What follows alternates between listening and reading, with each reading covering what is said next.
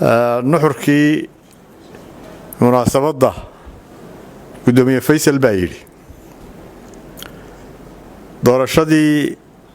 labadii doorasho isku sidkana waxay noo qabsoomeen 31 May maanta bishu waa 29 maxkamadda sare waxay natiijadii ku dhawaaqday 7 July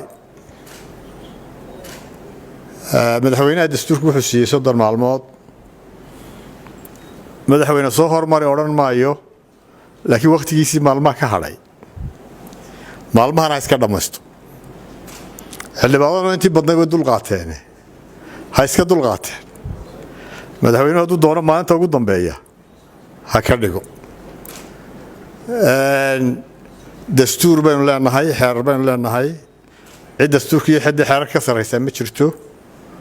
markay doorasho qabsoonto مثلا doorashada madaxtooyadu markay qabsoonto ninka tartamay ee helay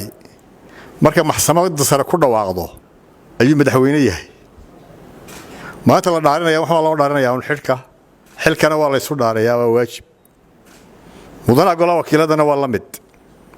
maalintii maxkamadda sare ku dhawaaqday buu xildhibaan yahay immunity-na yeeshay dhaartu sharciyeyn mayso xildhibaannimada waxay waajibinaysaa inuu u dhaarto shacbiga inuu waajibkiisii gudanayo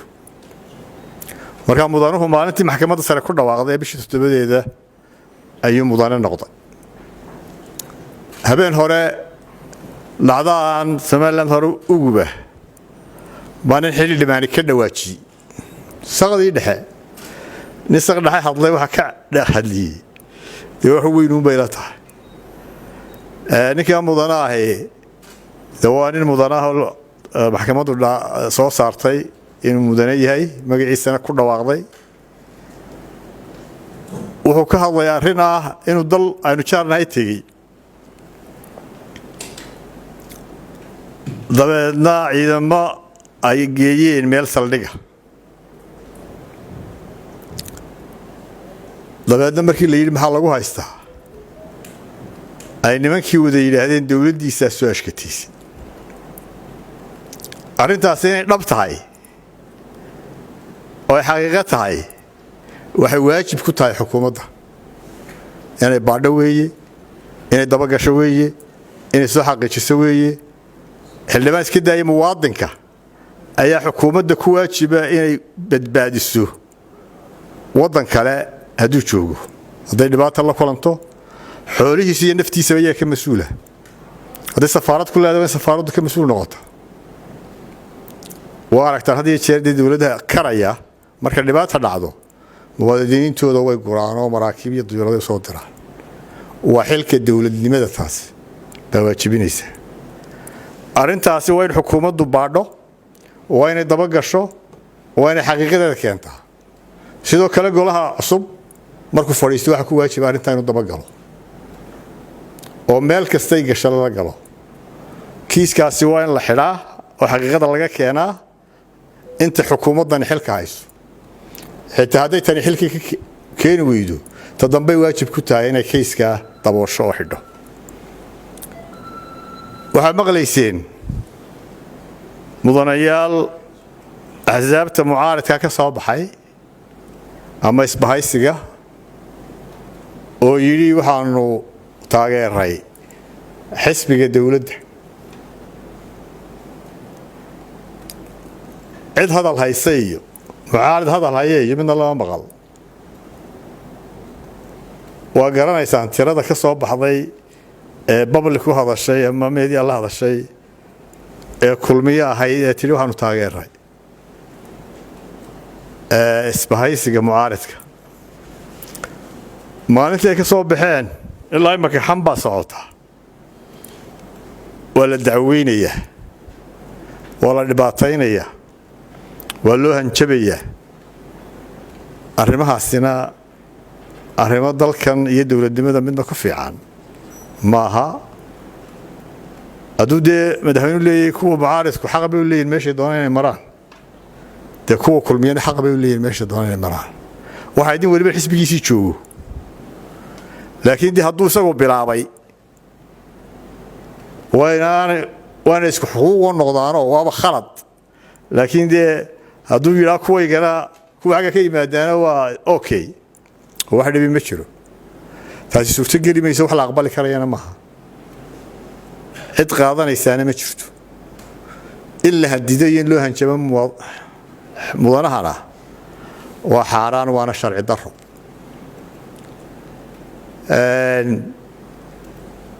sida gudoomiye Faysal sheegay waxaanu ka fuudinaynay muddo dheer doorashooyinkaasi waa ka wada warqabtaan shacbiga reer Soomaaliland waxay ku qabsoomeen dulqaadkii axsaabta mucaaradka oo wax badan liqay oo wax badan oo ay xaq u lahaayeen ka tanaasulay waxaanu doonaynay hawshani inay si wanaagsan inaga dhamaato imikana waxaan ka rajaynaynaa ugu baaqaynaana madaxweynaha maalintu doonana ha ka dhigo sida dastuurka iyo nidaamku yahayna hala raaco xana badan baa jira xanaha waxaa ka mid ah in fadhiga koowaad lagu qaban doono meel ka baxsan golaha wakiilada taasina waa qayr sharci cid aqbali doontaana ma jirto dastuurku wuxuu waajibinayaa inuu fadhigu ka dhaco golaha wakiilada gudihiisa laguna dhaariyo fadhiga golaha wakiilada gudihiisa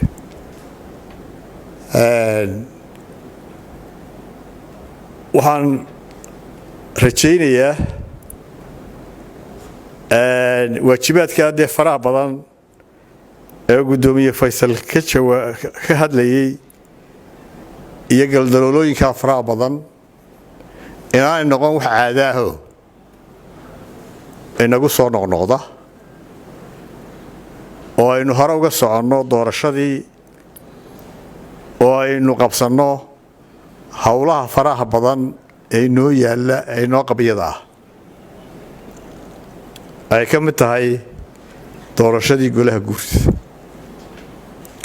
waxaa loo baahan yahay in miiskii wada hadalka la isugu yimaado oo laga wada hadlo arrimaha faraha badan ayna hor yaalla qabyadaas iyo doorashooyinka inagu soo socda iyo qaarna waa waqtiyeysan yihiin qaarna ma waqtiyeysna in la isugu yimaado talo awalba si loo isugu yimaanayay axsaabta mucaaradkii dhowr jeer baan codsanay in la isu yimaado intii doorashada ka dambeysay laakiin kulamadaasi may qabsoomin waxaanay ka qabsoomi waayeen xagga xukuumadda aad iyo aad baa u mahadsantihiin asalaamu calaykum waraxmatullaahi wabarakaatu